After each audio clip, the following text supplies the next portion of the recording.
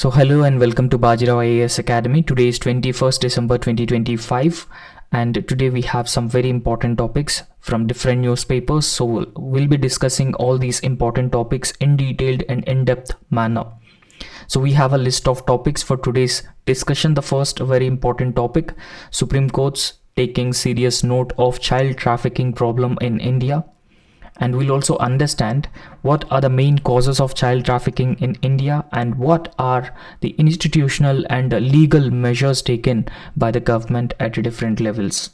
The second most important topic is Supreme Court recently saying that corporates also have the responsibility and a fundamental duty to protect, conserve environment and ecosystem. So we'll also be understanding about this in the context of protection and conservation of a critically endangered species, which is Great Indian Bustard.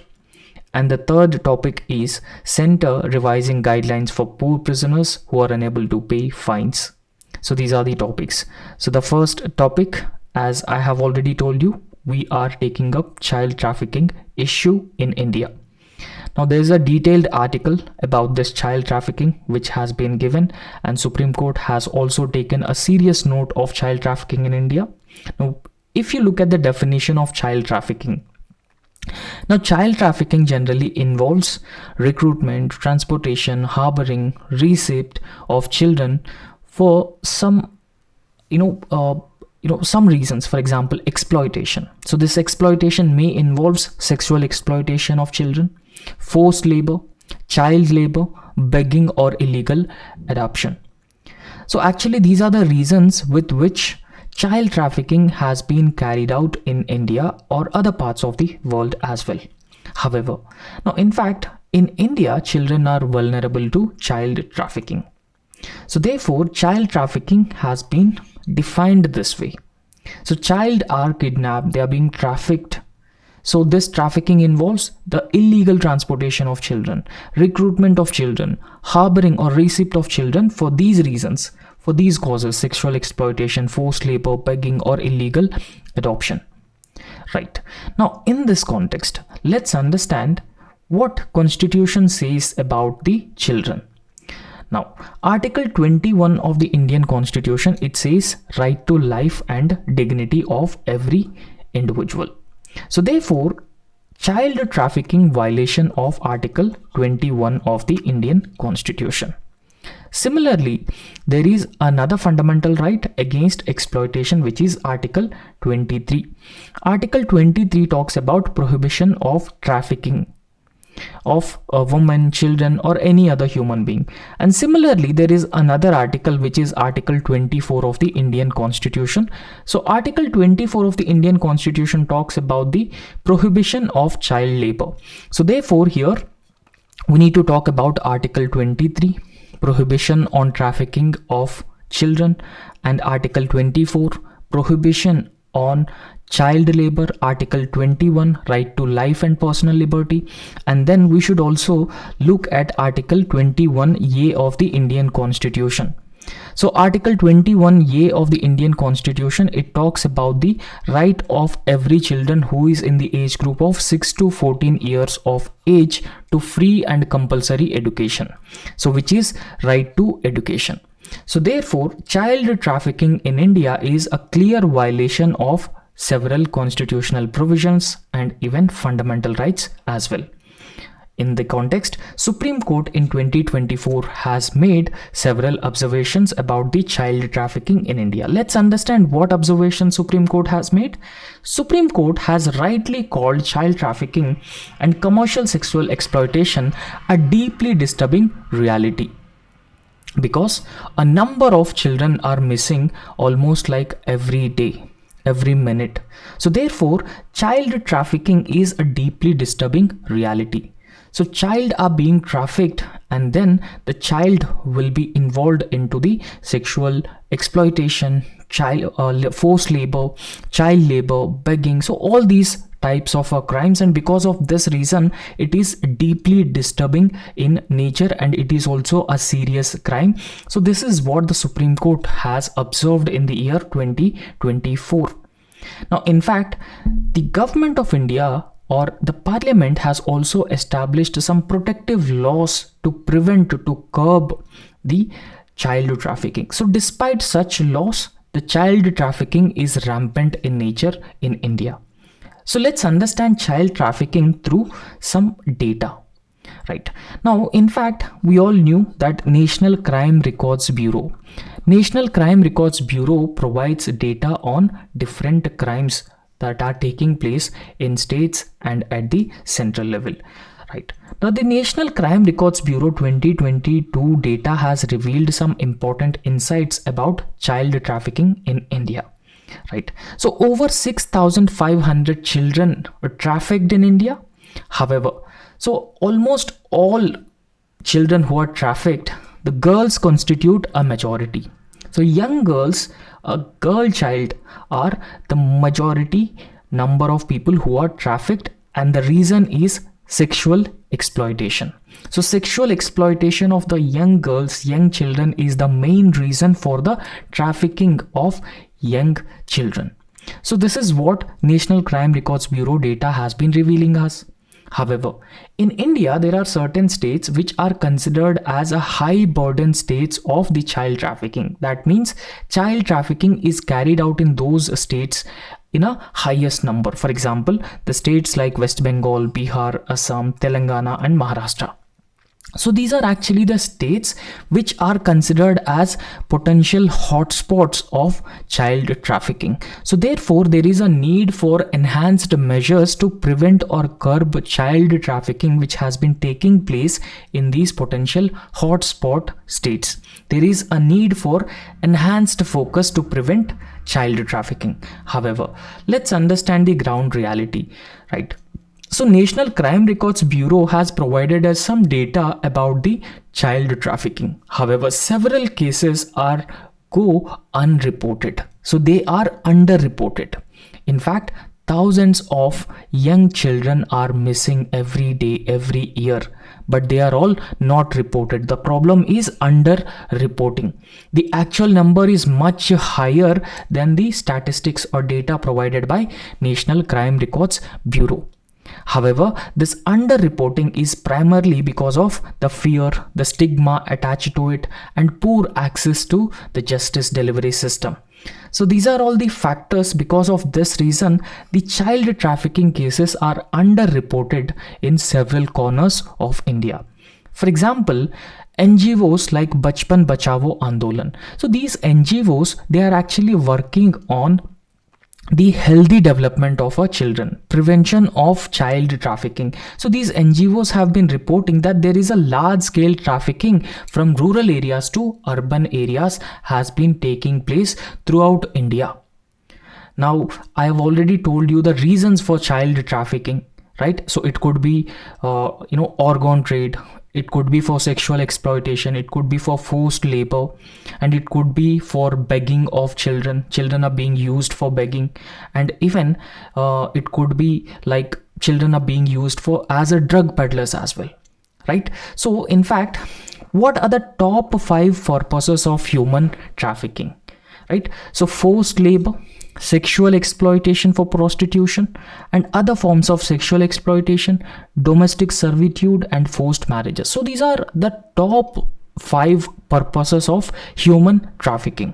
So child trafficking is a sub part of human trafficking, but child trafficking is deeply concerning and a deeply an issue which actually requires a deep and in-depth insights on this, right? So apart from that, let's understand these networks which are actually involved in the child trafficking, right? So organized crime networks. So these organized crime networks are linked all across India, from rural areas to urban areas, from one city to another city. So these organized crime networks which are involved in child trafficking, so they actually involved in trafficking children into these aspects, right? So let's understand this from the perspective of Supreme Court. So what Supreme Court findings have been revealing us, Now, in fact, the Supreme Court has found out that these organized crime networks which have been involved in child trafficking, they actually operate through multiple concealed verticals. What exactly is this multiple concealed verticals? For example, so there is an organized crime network. So this organized crime network recruit people as a recruiting agency, and then they traffic children into other places, into other cities. For example, transporters, they originally they are like they act like a transporters, and but they are the traffickers and the harborers and even the exploiters. So therefore they are actually concealed in various verticals, but they don't reveal their original identity, right? So what is this modus operandi has been held by Supreme Court, and in fact the modus operandi is false promises of employment for young children, for the parents of the children, and education for the purposes of marriage, right? And in fact, exploitation in brothels, factories, domestic work, and street begging. So once the child trafficking has been carried out successfully, the children will be exploited. They will be sent to the brothel houses in different cities. They will be sold for organ trade, they will be sold for drug trade, and they will be worked as a forced laborers in factories, domestic helpers, and even street begging also. So therefore this is deeply disturbing trend in India. So therefore there is a need to strictly act against child trafficking, right? So for example, in the Bengaluru case, the minor was deceived and confined in a rented apartment and sexually exploited by an organized gang. So the prime focus should be on focusing on these organized crime networks which have been involved in child trafficking. However, in India, thousands of children are missing and they are yet to be found. So they never be found. So that is the one of the deeply disturbing issue here, right? In fact, from Madhya Pradesh, 10,038 were reported missing. They are yet to be found. In West Bengal, 8,205 are missing. They are yet to be found. There are several states all across India where children are missing and they are yet to be found. However, in this context, let's understand the vulnerability of the children. So what type of a vulnerability children have been facing?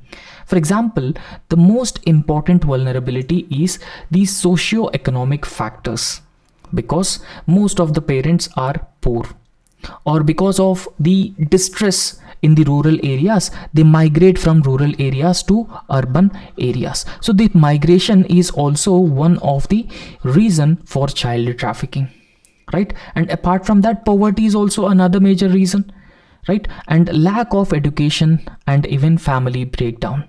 So these could be the socio-economic factors which are the main contributors of child trafficking in India. So therefore, there is a need to address the root cause of this problem, right? So how can we address this root cause of problem? For example, there is a need to prevent the distress migration from rural areas to urban areas. So even if there is a migration that has been taking place from the rural areas to urban areas, it is very, very important that the government keep track of the children, whether those children are going to the schools or not. So everything they need to keep track of the children. And apart from that, there is a need for education of the families and for the children as well. Now, in fact, as I've already told you that Article 21A of the Indian Constitution, it talks about right to free and compulsory education for children in the age group of 6 to 14 years. Right? Now, in fact, every child is entitled to free and compulsory education. No need to pay any fee in any government schools. And in fact, in private schools also, 25% of the seats are reserved for the economically weaker sections. So therefore, it is the responsibility of the private educational institutions also to provide subsidized education for children in the age group of 6 to 14 years. So this is a fundamental right for every children. And apart from that, the government has also launched midday meal scheme, right? So even if a family is poor, The government is providing free education for the children, and government has also been providing nutritious food for the children. So therefore it is the responsibility of every parent to send their children to schools. Now, we have understood the socio-economic factors which have been contributing for the child trafficking. Let's understand the social factors which are the main contributors of the child trafficking or crimes against the children. For example, most of the missing children are from the marginalized sections of the society. They are from the backward sections of the society or the tribal communities. The reasons for that, the very same reasons. They don't have education. And migration is another reason, poverty is another reason, and poor access to justice for these communities is another reason. So they don't have the financial means or financial resources to search for their children. They don't go to the police stations in case if their children are missing. So all these factors have actually been providing opportunities for these organized crime networks to kidnap the children and involve them into the child trafficking and other serious aspects. However, so in fact, what judicial direction has been came in this context? Now, in fact, courts must recognize the cultural and socio-economic vulnerability while assessing the testimony. And in fact, the National Crime Records Bureau data actually shows that trafficking rates are higher in economically backward districts. Now imagine some district in the state of West Bengal, Assam, Odisha, Chhattisgarh. So in those backward districts, because of the poverty, because of a low income, because of poor social status, there is a higher rate of child trafficking, right? So therefore, the focus should be on these districts, creating greater awareness among the people, educating the children, establishing schools, focusing and targeting these organized crime networks which actually involved in child trafficking. However, in India, we have a legal and institutional framework, and the legal and institutional framework aimed at combating this child trafficking. For example, in India, we have a Immoral Trafficking Prevention Act 1956. So this is a law which imposes penalties on those people who involved in trafficking of human beings and even children also. And Protection of Children from Sexual Offences Act of 2012. And this POCSO Act also protects children from sexual abuse, sexual harassment. And in fact, the POCSO Act has stringent punishments for those who actually sexually abuse children. Right now, in fact, the punishments can range up to more than 10 years. So in case of a such sexual abuse and sexual harassment on children who is less than 18 years of age. And then Juvenile Justice Act of 2025, they also protect children's rights. And in fact, in case if any trafficked children are found anywhere across India, the rehabilitation will also be provided. The rehabilitation will include education for the children, healthy development, all the facilities for the healthy development of children. So all the rehabilitation facilities are also provided by these laws. So these are key laws, the legal measures taken by the government to prevent, to combat this menace. And then the institutions are also established. For example, anti-human trafficking units have been established, child welfare committees have been established. Now, what is the role of judiciary in this context? The role of judiciary is to ensure that justice is accessible to every section of the society, whether they are poor, marginalized, backward sections of the society. So therefore, upholding convictions and even reinforcing deterrence, that if they have committed any such crime against children, that they will get serious punishment. So which is called as a fear factor or a deterrence, as seen in a Bangalore case. So such a deterrence is needed for those who are actually involved in crimes against children. Now, apart from that, this is a very serious issue. So therefore, both center and states and law enforcement agencies need to work with each other in coordination, in a coordinated manner, to deal with the organized trafficking networks across the country, right? So apart from that, if we talk about the way forward on this, so the focus should be on prevention. So community should be very careful. So which is a community vigilance, school retention and migration monitoring, regular tracking. So if a family of a group of people are migrating from a rural area to urban area, this migration monitoring is also very important, because the migrated people are more vulnerable to the child trafficking or human trafficking. And if a child is joined in a school, so make all attempts to retain that children in that particular school. And community vigilance is also very important to create a greater awareness about this child trafficking, so that they are aware about any suspicious activity, any suspicious group. And then protection is required. Protection in the sense that, so a police should be sensitive, judiciary should be sensitive towards those backward communities, poor communities, which are actually vulnerable to human trafficking and child trafficking. And rehabilitation centers must be provided for those children who are actually rescued from this child trafficking. And then we need to talk about the prosecution. Now, prosecution is that if any group, if any individual is accused of child trafficking, so there is a need to establish the fast track courts. So once we establish fast track courts, then the justice will be delivered in a quick manner rather than delaying hearing cases, right? So like how for the POCSO crimes, fast track special courts have been established, for child trafficking cases also establish fast track courts, so that they can get justice in a quicker manner. And then rehabilitation facilities should also be provided. The rehabilitation center should be established to provide education, counseling, livelihood support for the rescued children. So all these things have to be done in order to prevent child trafficking in India. So finally, so a coordinated and a rights-based approach is important to dismantle the organized trafficking networks which have been involved in child trafficking and uphold the dignity of every children, right? So the next important topic is about Supreme Court has recently held that corporates also have the fundamental duty to protect the ecosystem, right? So in fact, the corporate social responsibility. So under the corporate social responsibility, corporates have certain responsibilities to protect the environment and ecosystem as well. So that is how we could actually achieve sustainable development.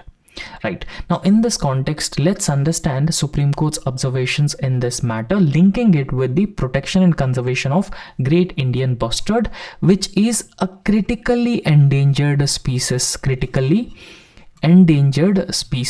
as per the IUCN Red List of Species. International Union for Conservation of Nature categorizes species into different categories based on their threat perception. So therefore, the Great Indian Bustard, which is actually found in states of Gujarat and Rajasthan, has been facing highest threat. So therefore, IUCN has been categorized this Great Indian Bustard as critically endangered. Let's understand about this. Now, in fact, corporates are also involved in polluting the environment, right? So cutting down the forests, releasing the waste into the rivers, lakes, ponds. So therefore, environmental degradation and biodiversity loss. So they actually pose serious threats to India's ecological security. It is obviously true. Now, when you have established a company and this company has been releasing waste without treating it, without releasing it, it obviously leads to the environmental degradation. Right, so you are releasing the waste material into the environment, into the rivers, lakes, ponds, and it leads to the environmental degradation. Now, environmental degradation may also leads to the biodiversity loss as well. Now, when you are releasing the harmful material into the rivers, it may also cause loss of the aquatic life, and this will further leads to the biodiversity loss as well, because several other species are also dependent on aquatic life as well. So therefore, all these factors committed by the corporates have been posing serious threat to India's ecological security. Now, in this context, so Indian Constitution Part 4A of the Indian Constitution, so it talks about the fundamental duties, right? So 42nd Constitutional Amendment Act has been included a list of 11 fundamental duties into the Constitution. Now we all knew about that. For example, part 3 of the Constitution, it deals with the fundamental rights, and part 4 of the Constitution, it deals with the directive principles of state policy. Now part 4A of the Indian Constitution deals with a list of fundamental duties. There are 11 fundamental duties, and these fundamental duties are added into the Constitution through 42nd Constitutional Amendment Act. So everybody knows about this. Now in this context, so within these 11 fundamental duties, there is an article called Article 51A G. So Article 51A Clause G. Now this Article 51A Clause G talks about the responsibility or the duty of every citizen to protect the environment. So therefore it is the fundamental duty of every citizen to protect the environment or to protect ecosystem and the natural resources. So how every citizen have the responsibility to protect the environment? In a similar way, corporates also have the responsibility to protect the environment. Don't pollute the environment, don't degrade the environment, don't cause the biodiversity loss.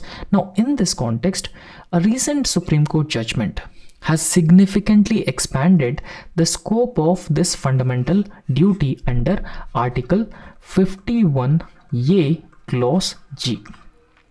Right? So the judgment of the Supreme Court has actually expanded the scope of this particular fundamental right, holding corporations as legal persons, right? So corporations are also like any other legal citizen, equally bound to protect the ecosystem. Like how a citizen has the fundamental right, in a similar way, corporations also have the responsibility to protect the environment and ecosystem, particularly involving endangered species like a great Indian bustard. So this is the great Indian bustard that you can see here. Now let's understand the fundamental duty of corporations and individuals to protect the ecosystem. Now we have already understood the legal basis, the constitutional basis, because Indian Constitution fundamental duties Article 51A Clause G, it talks about the duty of every citizen to protect and improve natural environment and have compassion towards the living creatures. However, how the Supreme Court has interpreted this fundamental duty? The Supreme Court has interpreted this fundamental duty as like citizens who have the duty to protect and improve the natural environment. In similar way, corporations, the private corporations also have the fundamental duty to protect and improve the natural environment. This is how Supreme Court has interpreted this particular article of the Indian Constitution. Right. Now, in fact, every private company has the corporate social responsibility. So under this corporate social responsibility goal, so it ensures that the private companies have been earning a decent amount of profits. While earning decent amount of profits, they also have the responsibility towards the society. So this is the corporate social responsibility. So as part of the corporate social responsibility, what they will do every year, 2% of their profits will be spent on different aspects. For example, women education, healthcare, or education in general, or construction of rural roads, drinking water, afforestation, environmental conservation. So these are different aspects which are recognized as part of CSR, that any company which is making certain profits will spend on these aspects. So therefore, the court has ruled that this corporate social responsibilities inherently includes the environmental responsibility, right? So it is not merely a shareholder responsibility or welfare, but it is an environmental responsibility, right? So that means the corporate social responsibility or CSR funding or spending on environmental protection is not a charity, but it is a constitutional obligation. You are not giving the charity, right? But it is your responsibility, it is your obligation, because while you're taking up these operations, you are also polluting the environment. You are also causing the loss of biodiversity, degradation of environment. So therefore, this is obligation on the part of you. This is not the charity that you are giving. It is a constitutional obligation. For example, industries which are involved in mining or power generation, thermal power plants, so and infrastructure, they must internalize the environmental costs under the polluter pays principle. And what exactly is this polluter pays principle? The polluter pays principle says that those who are polluting the environment, they must pay the cost that they have been incurring on the environment. For example, imagine that an infrastructure development company is cutting down the forest to lay down the roads across the forest. Now when they are cutting down the forest, they are either polluting the environment or degrading the environment. For example, a pharmaceutical company, and this pharmaceutical company has been indiscriminately releasing the pollutants into the nearby water bodies. So they are causing pollution. So therefore, it is their responsibility to pay for the pollution that they have been causing, and this is the polluter pays principle. So therefore, the Supreme Court has included this polluter pay principle for those corporates, and it is their constitutional obligation to pay for the cost. Right. Now, in this context, let's understand the corporate responsibility and shared environment. For example, the corporates should not just focus on earning profit. Rather, they should focus on earning profits along with the conservation protection of ecosystem, which is ecosystem-centric governance. Secondly, the Supreme Court has also made some observations regarding this. So if you look at those observations, corporates must act as a guest in a shared environment, particularly ecologically sensitive zones. And if you look at the data about this, so India has over 9,000 corporates as social responsibility compliant companies. So that means there are around 9,000 companies which are eligible to allocate a certain amount of their profits under the corporate social responsibility for spending on various aspects. So therefore, those funds can significantly support the conservation if properly used those funds. For example, the non-renewable energy projects near the wildlife habitats. So they must invest in the CSR funds in habitat protection, species recovery. So all those things. For example, you look at here that corporate social responsibility, it focuses on sustainability, corporate responsibility, and creating shared values, triple bottom line, environmental and governance issues. So all these things it encompasses. Right. Now, in this context, let's understand the Great Indian Bustard, its status and significance. Right. So this is the Great Indian Bustard species, which is a critically endangered species. Right. So critically endangered species as per the IUCN Red List.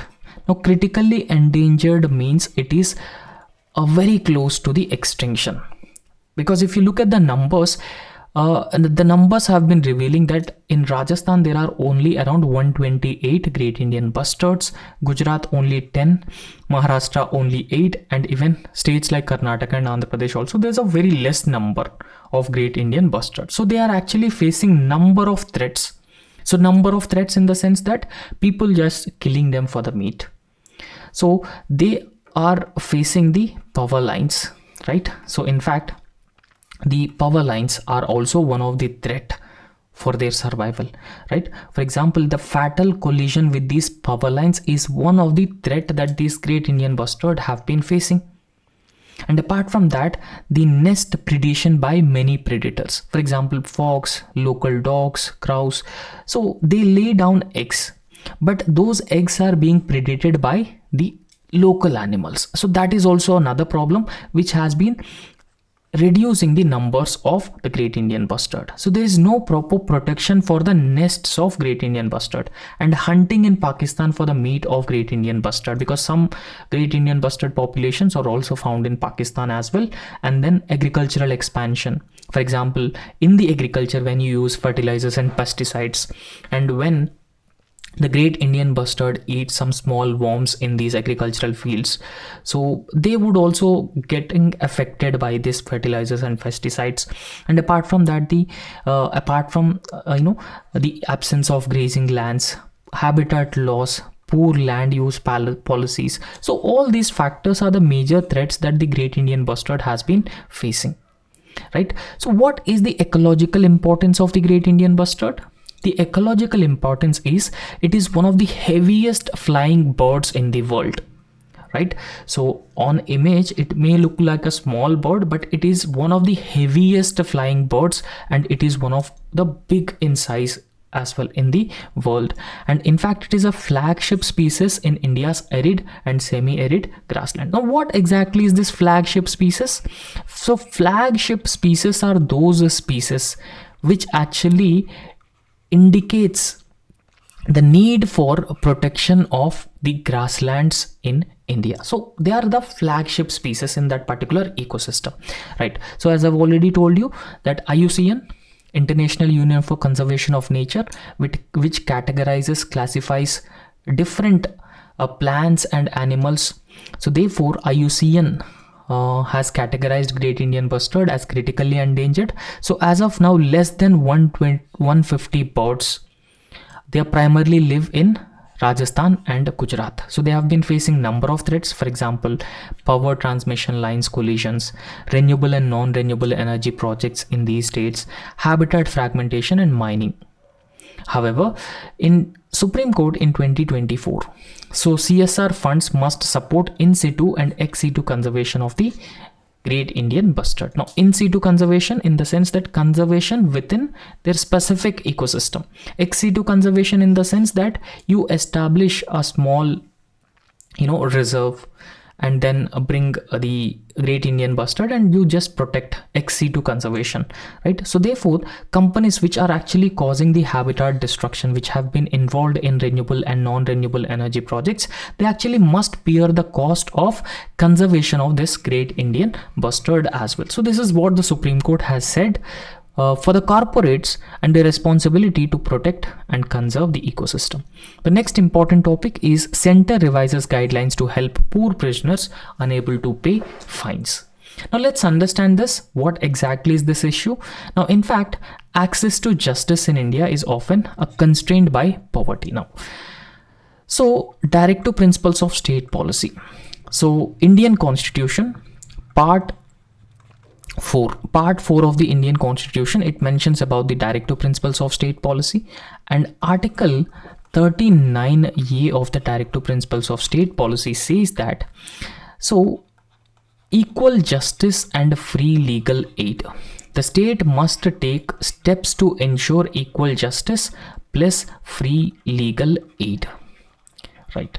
Now, in fact, when you don't provide legal aid for those prisoners who are under trial prisoners, they are not yet convicted, but under trial prisoners. Who are the convicted prisoners? So convicted prisoners are those prisoners that they are found guilty by the court and court has also ordered them punishment. They are known as convicted prisoners. But there are some under trial prisoners. Who are under trial prisoners? So under trial prisoners are those prisoners where court not yet found them guilty, court not yet ordered them of punishment, but these under trial prisoners are still in prisons because there are nobody to help them get a bail, right? No lawyers, and even family members also don't know. Family members also don't have the financial resources to give them bail. So because of that reason, despite court not proving them guilty, they're still in prisons. So they are known as under trial prisoners. So therefore, access to justice is very often constrained by poverty, particularly prisoners who release is delayed solely due to their inability to pay court imposed fines or furnish bail securities. Now, if you wanted to get a bail, you need to hire a lawyer. And even if court gives you bail, you need to pay a certain amount of money to the court as a security with the court. And if you are unable to pay the security amount, you will be in a jail because you are not yet convicted. You are an under trial prisoner. right? So because of this reason, thousands of prisoners are in jails, and in fact these jails are also becoming overcrowded because of these under trial prisoners who are poor and who are unable to pay the money, unable to access the justice. Now in this context, in order to address this structural inequality, in order to address this problem, the Union Home Ministry has launched a program called Support to Poor Prisoners Scheme in the year 2023. Now, what is the objective of the Support to Poor Prisoners Scheme of 2023? Now, in 2024, citing the suboptimal implementation by several states and union territories, the center has revised the guidelines to ensure timely and effective execution, particularly benefiting the under trial prisoners in India. Right. Now let's understand what is the need for the scheme. Now why there is a need for such a scheme? The need for such scheme is prison overcrowding. Now there are several thousands of under trial prisoners. Because of these under trial prisoners and limited capacity of existing prisons or jails, so there is a overcrowding of these prisons. Now in fact, National Crime Records Bureau statistics shows that Indian prisons are operating at 130% of occupancy.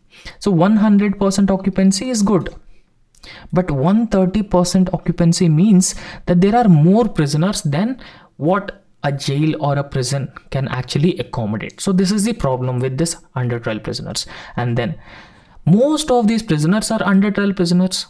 They are not yet convicted by the court. They are not yet found guilty by the court. But the problem is they are not able to get the bail. They are not able to get access to a lawyer to get the justice. So in fact, among all the prisoners, almost 75% of India's prison population consists of the under trial prisoners only. So therefore this is a very serious problem. Overcrowding of prisons is also a very serious problem. So therefore many of these people who are under trial, so they are in prisons for minor offenses as well. If they can actually provide surety amount, a security amount with the court, they'll get the bail and they can attend the hearings of the court. So whenever these hearings takes place, and they are outside the prison also. However, there is an economic vulnerability as well. For example, a significant number remain in jail only due to their inability to pay even a small fines or arrange sureties. If you're not able to arrange that money, if you're not able to provide that surety to the court will not give you bail and you will be in jail. Right? So therefore, it is a clear violation of Article 21. Why? Because you are just accused. You are not convicted yet by the court. You are not yet found by the guilty by the court. Right? So therefore, if you are not convicted by the court, when you are attending the hearings of the court regularly, the trial of the court has been taking place, you can get the bail if you pay this amount, surety amount with the court. But the problem is they are not able to pay that surety amount. So therefore, here what is the judicial concern? The judicial concern is courts have been repeatedly emphasized that poverty should not be the ground for a prolonged incarceration of these prisoners. There are some data also about these prisoners. For example, the total prisoners in India, 5,73,220. Out of this number, 4,34,302 are under trial prisoners. So therefore, you can imagine how serious this problem is. So therefore, the Ministry of Home Affairs has taken this matter very serious. Now, what are the key features of this revised guidelines of this particular program? Now, there will be a fixed timeline, and this fixed timeline has been introduced. For example, jail superintendent, so he must inform the district legal services authority. Now in fact, this district legal services authority has been established by National Legal Services Authorities Act of 1987, NALSA Act. So therefore, the jail superintendent must inform the district legal services authority within 1 week if a prisoner is unable to pay fine to get the bail. Right. Secondly, there will be a strengthened institutional mechanism. So how there will be a strengthened institutional mechanism? A district level empower committee will be constituted, and this district level empowered committee will include a nominee of the district collector, judge who is in charge of this prison, nominated by the district judge. And then Ministry of Home Affairs will also provide a financial assistance of up to 25,000 per eligible prisoner to be deposited directly with the court, and then they will get the bail also. And in fact, the coverage it applies to both convicted prisoners as well as the eligible under trial prisoners as well. Right? So therefore, these are some key features of the revised guidelines by the Home Ministry to help the poor prisoners, the poor under trial prisoners. Right? So that's all for today, and thank you so much.